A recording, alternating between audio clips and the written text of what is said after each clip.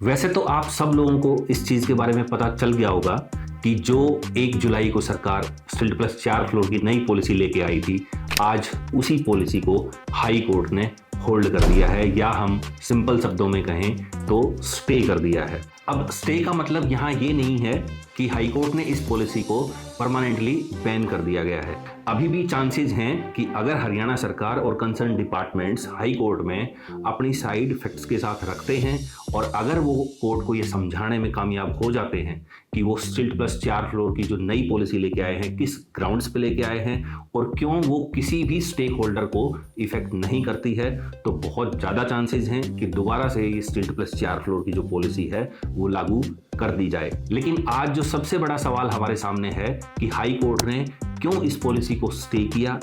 या फिर सरकार ने कैसे अफरा तफरी में इस पॉलिसी को इम्प्लीमेंट कर दिया बिना ये जाने और बिना फैक्ट्स को चेक किए कि ऑलरेडी 4 फ्लोर को लेके हाई कोर्ट में एक पिटीशन पेंडिंग है जिसका अभी तक कोई डिसीजन नहीं हुआ है। और अब आगे आने वाले टाइम में ये जो 4 फ्लोर की पॉलिसी का जो होल्ड का जो डिसीजन हाई कोर्ट ने लिया है, इसका मार्केट में हमें क्या रिस्पॉन्स देखने को मिलेगा, आने वाले टाइम में मार्केट किस तरीके से चलेगी, प्रॉपर्टी के भावों पर इस हाई कोर्ट के डिसीजन का क्या इम्पैक्ट होगा। आज इस वीडियो में हम इन्हीं सब चीज़ों के बारे में एक एक करके डिस्कस करेंगे, तो वीडियो को लास्ट तक जरूर देखना, आपके लिए बहुत ही फायदेमंद होने वाला है ये वीडियो। मैं हूं नरेश सिंह शेखावत, आप सभी का हमारे आज के इस वीडियो में स्वागत करता हूं। और अगर आपने अभी तक हमारे चैनल को सब्सक्राइब नहीं किया है तो मेरी आप सबसे रिक्वेस्ट है कि चैनल को सब्सक्राइब करें और बेल आइकन का बटन जरूर प्रेस करें ताकि लेटेस्ट वीडियोस के नोटिफिकेशन आप तक तुरंत पहुंच जाएं। वैसे तो जब 1 जुलाई को सरकार ने ये पॉलिसी अनाउंस की थी, उसके बाद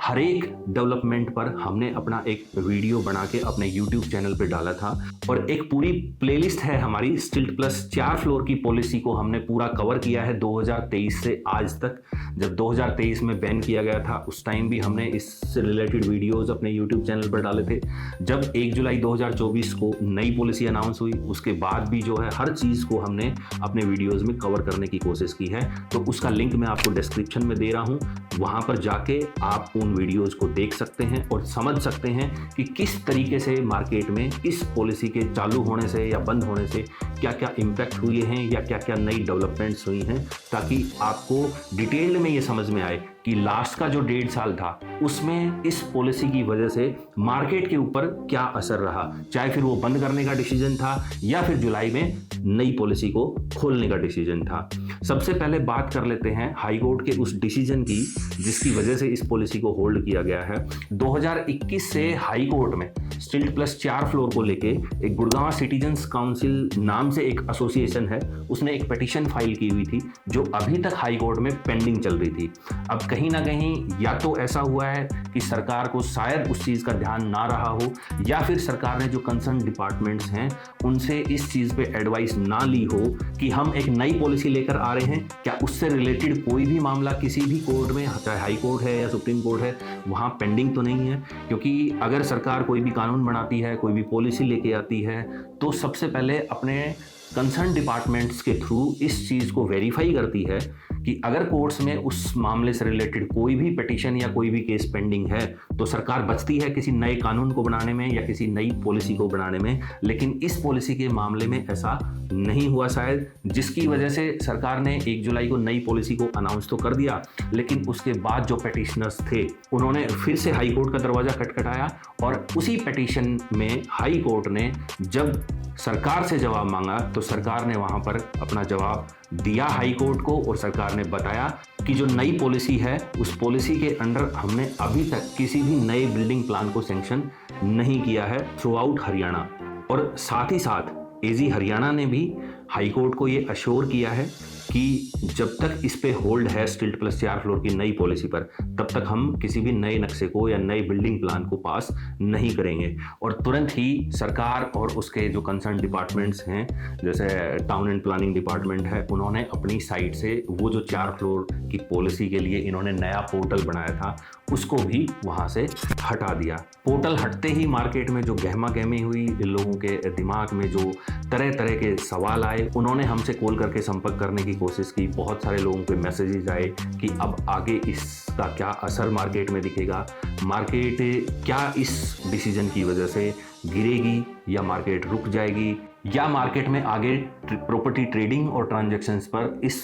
डिसीजन की वजह से हमें क्या इम्पैक्ट देखने को मिलेगा। तो वैसे तो जब ये पॉलिसी अनाउंस हुई थी उसके बाद से मैंने एक वीडियो बनाया था, फुश पटाखा। उस वीडियो का लिंक भी मैं अपने डिस्क्रिप्शन में डाल रहा हूँ ताकि आप उस वीडियो को देख लें। तो मैंने उस वीडियो में जब ये चीज़ बोली थी कि कहीं ना कहीं ये जो 4th फ्लोर है अपने राइडर्स और जो इसमें नई पॉलिसी में कंडीशंस लगाई गई हैं उनकी वजह से एक फुस पटाखा है, क्योंकि हम जिस बेसब्री के साथ 4th फ्लोर का इंतजार कर रहे थे, नई पॉलिसी के राइडर्स और बैरियर्स ने कहीं ना कहीं उस मजे को पहले ही किरकिरा कर दिया था, जिसकी वजह से लोगों के मन में बड़ा कन्फ्यूजन था और डाउट था कि 4th फ्लोर ओपन तो कर दिया लेकिन बना पाएंगे या नहीं बना पाएंगे ये किसी को नहीं पता, पड़ोसी परमिशन देंगे या नहीं देंगे ये किसी को नहीं पता, 9 मीटर वालों का अब आगे क्या होगा। तो हालांकि जब इतने सारे डाउट्स और कन्फ्यूजन्स उस नई पॉलिसी के साथ मार्केट में पैदा हो गए थे तो मार्केट से हमें कोई उसका खास इम्पैक्ट देखने को नहीं मिला। लेकिन लोगों ने जिनकी प्रॉपर्टीज मार्केट में सेल के लिए थी उन्होंने 4th फ्लोर ओपन होने के बाद जरूर अपने रेट 20 से 25 हज़ार रुपये तक बढ़ाए। लेकिन अगर आप आज उनसे पूछने जाएंगे तो उनमें से किसी एक की भी प्रॉपर्टी सेल नहीं हुई, चाहे आप मार्केट में किसी प्रॉपर्टी डीलर से बात कर लें या मार्केट में आप किसी इन्वेस्टर या किसी ट्रेडर या किसी एंड यूजर से बात कर लें। हर तरफ से आपको एक ही रिस्पॉन्स मार्केट में मिलेगा कि जब से नई पॉलिसी अनाउंस हुई थी उसके बाद से मार्केट में नंबर ऑफ ट्रांजैक्शंस बहुत कम हो गए थे, और अब जब हाई कोर्ट ने होल्ड लगाया है उसके बाद तो जो ट्रांजैक्शंस हैं वो बिल्कुल रुक से गए हैं। अब दूसरी बात आ जाती है कि ये जो हाई कोर्ट का होल्ड है ये कब तक रहेगा। तो हमारे पास एक ऑर्डर है directorate of town and country planning department का, जिस ऑर्डर में क्लियरली मेंशन किया गया है कि इस पिटीशन में जो नेक्स्ट डेट हाई कोर्ट में लगी है वो 22 अगस्त लगी है। लेकिन हमें जो सोर्सेज के थ्रू पता चला है, सरकार जो अगस्त की डेट इसमें मिली है उस डेट पर एक नई डेट लेने की कोशिश करेगी, और अगले महीने आप सब लोगों को इस चीज़ का पता होगा कि हरियाणा में जो असेंबली इलेक्शंस हैं उनको किसी भी दिन डिक्लेयर किया जा सकता है, और जिस दिन इलेक्शंस डिक्लेयर हो गए उसी दिन आचार संहिता लग जाएगी। और अक्टूबर में हरियाणा में चुनाव होने हैं, चुनाव के बाद नई सरकार बनेगी। अब वो नई सरकार कब तक जाके अपना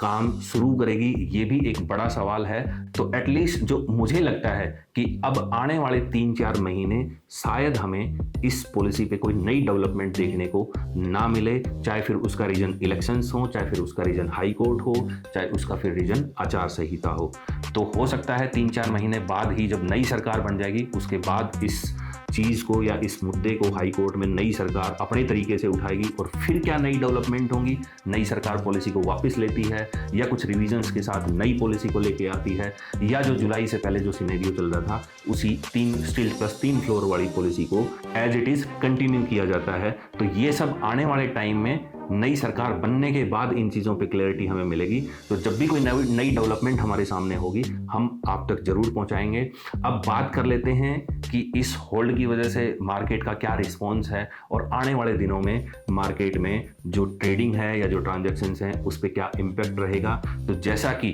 जिस दिन से ये होल्ड लगा है उस दिन से हमें मार्केट में देखने को मिल रहा है हर साइड से कि मार्केट में ना तो ट्रांजैक्शंस बहुत ज़्यादा हो रही हैं, बहुत ही लिमिटेड नंबर ऑफ ट्रांजैक्शंस हो रही हैं, और वो भी उन प्रॉपर्टीज़ की ट्रेडिंग हो रही है जो कि मार्केट के हिसाब से सही रेट पर ऑफर की जा रही हैं। जिन प्रॉपर्टीज़ के भाव लोगों ने अनाप शनाप बढ़ा दिए थे या चौथे फ्लोर का नाम लेके लोग 25-25 हज़ार रुपये ज़्यादा गज के हिसाब से रेट मांगने लग गए थे, आज उन प्रॉपर्टीज़ पे बिल्कुल मैं ये कह सकता हूँ कि एक परमानेंट होल्ड लग गया है। तो अगर आप अपनी कोई प्रॉपर्टी मार्केट में सेल करने का प्लान कर रहे थे तो मेरी आप सब लोगों से एडवाइस है कि जो मार्केट में जून में रेट चल रहे थे उन रेट्स के हिसाब से मार्केट में अपनी प्रॉपर्टी का एक सेल प्राइस ऑफर करें ताकि बायर अट्रैक्ट हो उस रेट पर और आपकी प्रॉपर्टी मार्केट में ट्रेड हो सके। अदरवाइज अगर आपकी ज़रूरत है तो भी आपकी प्रॉपर्टी मार्केट में नहीं बिकेगी, क्योंकि जो बायर्स का रिस्पॉन्स है या जो बायर्स के दिमाग में जो कन्फ्यूजन और डाउट्स आज इस पॉलिसी उस पे होल्ड की वजह से जो चल रहा है वो बहुत जल्दी क्लियर नहीं होने वाला है और आने वाले 1-2 महीने तक हमें इस चीज़ का असर मार्केट में देखने को मिल सकता है। तो ऐसे टाइम में बहुत समझदारी से काम आपको लेना होगा।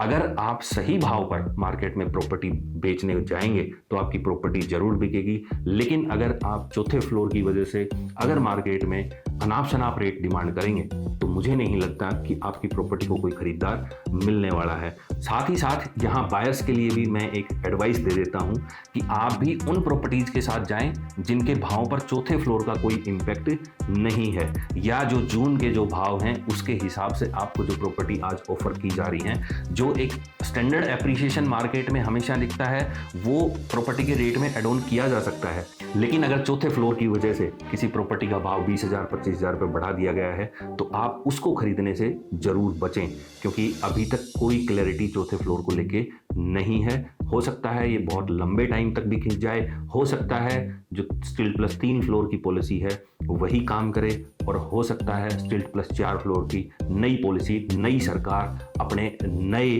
बैरियर्स और राइडर्स के साथ लेके आए। तो ये सब कुछ भविष्य के हाथ में है। मैं और आप अब इसमें कुछ भी डिसाइड नहीं कर सकते, और जहाँ तक मुझे लगता है कि अब सरकार के हाथ से भी डोर जा चुकी है, क्योंकि अब जो गेंद है वो हाई कोर्ट के पास है, और कोर्ट में जैसे कि आपको और हम सभी को पता है कि चीज़ों को मैच्योर होने में या चीज़ों को एग्जीक्यूट होने में या मामलों में डिसीजन आने में टाइम लग सकता है। तो इन सब चीज़ों को ध्यान में रखते हुए एक स्मार्ट इन्वेस्टर की तरह आप मार्केट में ट्रेड करें, और अगर भावों को लेके आपको ज़्यादा जानकारी चाहिए, डिटेल्ड नॉलेज चाहिए, या आप मार्केट का एनालिसिस करना चाहते हैं तो हमारी एक व्हाट्सएप कम्युनिटी है, एक हमारा इंस्टाग्राम चैनल है, वहाँ पर हम हर महीने डेली नई अपनी प्रॉपर्टीज डालते रहते हैं। तो आप मई जून की प्रॉपर्टीज को जाके वहाँ पर एक्सप्लोर कर सकते हैं कि उस टाइम पे किसी भी सेक्टर में क्या भाव चल रहे थे। ये चीज़ आपको अपनी डिसीजन मेकिंग करने में बहुत ज़्यादा फायदा करेगी। आज इस वीडियो में इतना ही, फिर किसी वीडियो में आपसे दोबारा मुलाकात होगी। तब तक के लिए आप सभी को नमस्कार।